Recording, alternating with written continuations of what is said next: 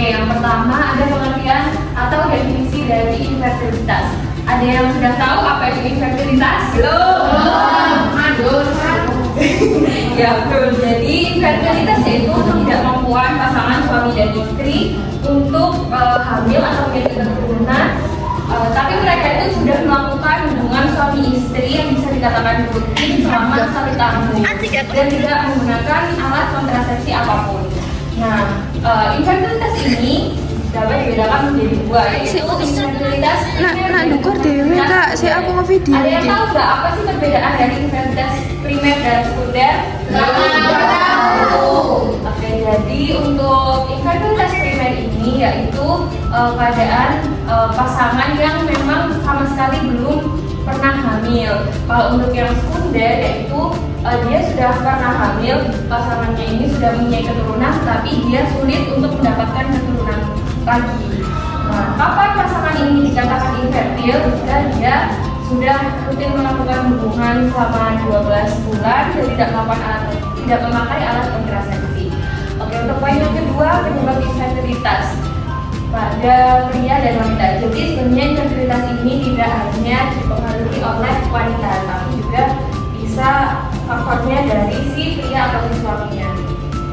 Dari faktor yang pria ini ada produksi sperma yang rendah atau tidak normal, kemudian juga ada gangguan hormon seperti misalnya hormon testosteron, hormon reproduksi yang terjadi pada pria, kemudian ada kelainan saluran reproduksi, bisa terjadi juga seperti sumbatan pada bagian yang produksi pria, kemudian pada bagian yang wanita atau pada bagian istrinya ini yaitu ada gangguan ovulasi, bisa terjadi karena penyakit atau ada gangguan hormon, terus kemudian juga ada sumbatan pada tempat tuba falopi. Jadi tuba falopi ini merupakan tempat bertemunya sel telur dengan sperma.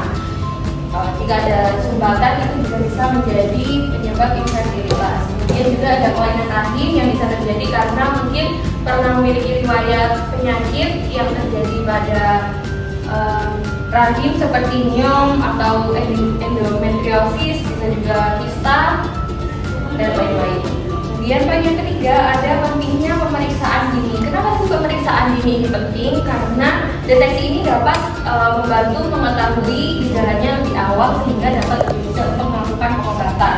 Kemudian yang kedua juga jika menunda pemeriksaan maka akan berdampak bagi kesehatan mental, kemudian hubungan suami istri, hubungan dengan keluarga, serta jika suami dan istri ini usianya semakin menua maka resiko tersebutnya juga akan semakin menurun.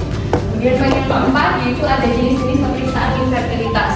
Untuk pemeriksaan pada pria, di sini ada analisis sperma, kemudian ada analisis hormon dan juga dapat dilakukan USG.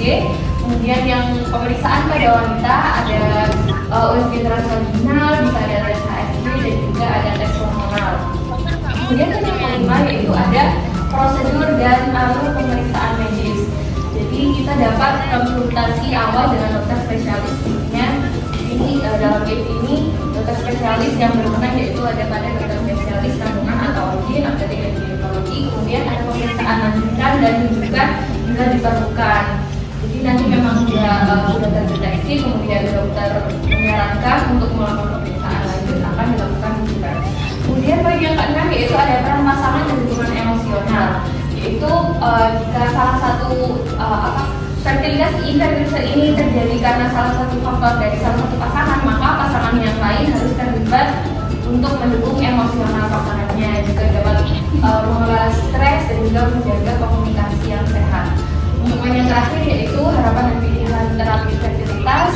Tentunya nanti jika terdeteksi dokter akan menyarankan untuk melakukan pengobatan, kemudian ada inseminasi, IVF atau biasanya penjualan bayi tabung yang kami lihat. Kemudian ada alternatif lain yang tingkat keberhasilannya dapat dipertimbangkan secara etis oleh tenaga kesehatan. Oke, sampai di sini ada yang ingin ditanyakan mungkin?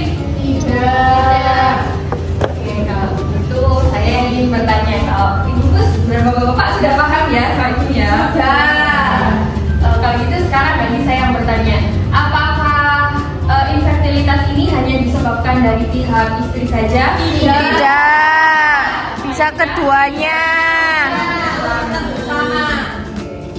Apakah apa sih jenis pemeriksaan dapat kita lakukan jika memang ada terdeteksi infertilitas pada pasangan.